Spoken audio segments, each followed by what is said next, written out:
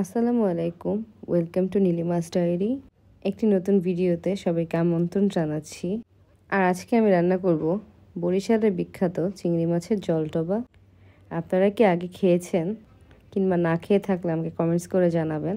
আমি আজকে very first time try করব, আমিও কখনো খাইনি। বাই দ্য ওয়ে, আমি নীলিমা ফ্রম নীলিমাস ডায়েরি। আর আজকে রান্না করব নীলিমাস কিচেনের থেকে চিংড়ি মাছের জলটবা। চলুন রেসিপিটি আপনাদের সঙ্গে শেয়ার করি। একদম র চিংড়ি মাছ নিয়ে নিয়েছি 250 গ্রামের মতো। ছোট চিংড়িটা হলে খুব ভালো, একদম অথেন্টিক স্বাদটাই পাওয়া যায়। এছাড়াও যে কোনো চিংড়ি হলেই হবে। আমি শিলপাটার মধ্যে বেটে নিচ্ছি, আপনারা গ্রাইন্ডারে গ্রাইন্ড করে নেবেন। এরপর চিংড়ি মাছগুলো একটি প্লেটের মধ্যে নিয়ে নিলাম। আর খুব মিহি করে বাটতে হবে। দেন দিয়ে দিচ্ছি কিছু ইনগ্রেডিয়েন্টস। মধ্যে দিয়ে দিলাম পরিমাণ মতো লবণ, সামান্য একটু হলুদের গুঁড়া, মরিচের গুঁড়া, হাফ চা চামচ পরিমাণ আদা রসুন পেস্ট, অল্প একটু জিরা গুঁড়া আর অল্প একটু গরম মশলার পাউডার। এটা আপনারা চাইলে দিতেও পারেন, অনেকে আবার কাঁচা মাছের স্মেলটা নিতে পারে না, সেক্ষেত্রে একটু দিলে ভালোই লাগবে। আর দিয়ে দিয়েছি সামান্য একটু গোলমরিচ, সঙ্গে মেখে রেখে দিলাম 10 মিনিটের জন্য। আর অপর দিকে কড়াইয়ের মধ্যে দিয়ে দিলাম 4 টেবিল চামচ পরিমাণ সয়াবিন তেল, 5টি পেঁয়াজ কুচি। পেঁয়াজটা যখন বাদামি হয়ে আসবে আমি এর মধ্যে অ্যাড করে দিব পেঁয়াজ বাটা। আর এখানে 5টি পেঁয়াজ বাটা করে নিয়েছি। এরপর পেঁয়াজগুলো একটু বাদামি হয়ে আসলে এর মধ্যে দিয়ে দিব হাফ চা চামচ পরিমাণ আদা রসুন পেস্ট।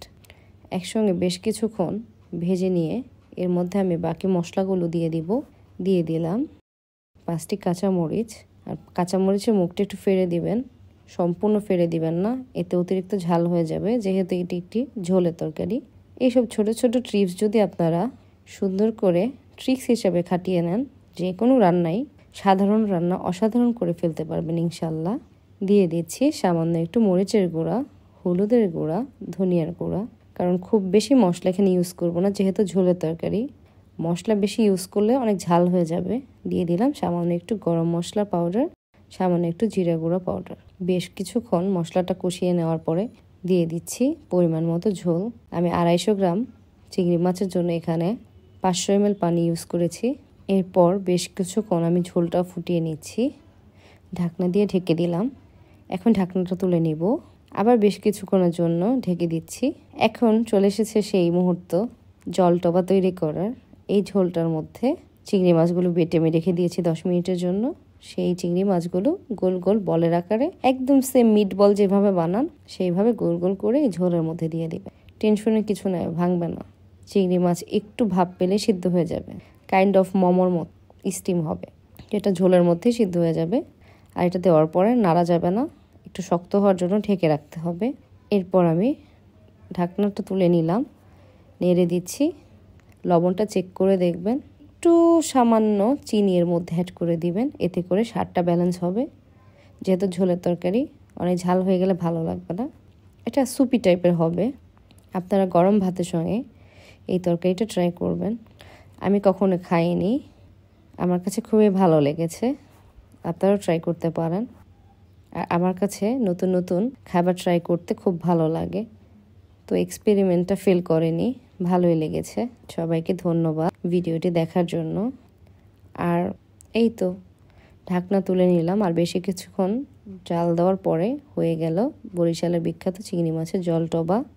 অনেকে চাইলে আরও ঝোল খেতে পারেন, কিন্তু আমরা ঢাকা অঞ্চলের মানুষজন খুব একটা ঝোল পছন্দ করি না। সেক্ষেত্রে আমি ঝোলটা একটু কমিয়ে ফেলেছি, কারণ খুব বেশি ঝোল দিয়ে খেতে ভালো লাগে না। তো আমি একটু মাখো মাখো করিনি, তার থেকে একটু বেশি ঝোলই রেখেছি। আমার কাছে এভাবে ভালো লেগেছে, যার যেমন ভালো লাগে, এক একজনের ভালো লাগা এক এক রকম। তো আপনারা যেভাবে ভালো লাগে ট্রাই করবেন। আর ভালো লাগলে পরে আমাকে কমেন্টস করে জানাবেন, খারাপ লাগলে আমাকে জানাবেন। আমি ট্রাই করেছি, আমার কাছে ভালো লেগেছে। ধন্যবাদ।